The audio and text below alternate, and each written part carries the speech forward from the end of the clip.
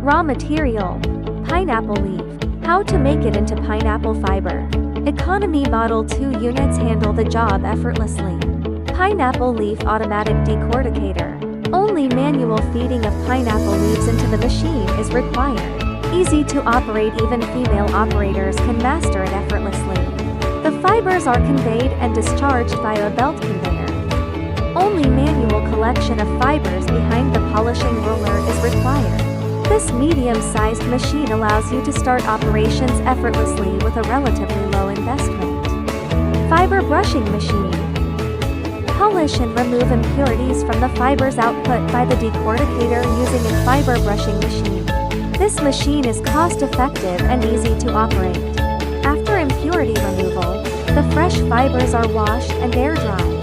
This machine can also be used for impurity removal and straightening of sun-dried fibers. This machine is versatile for both wet and dry use, offering great convenience. Comparison of fiber effects before and after processing with the fiber brushing machine. These two machines are all you need to easily get started with pineapple leaf processing. Please call 0086 1353 1093 160.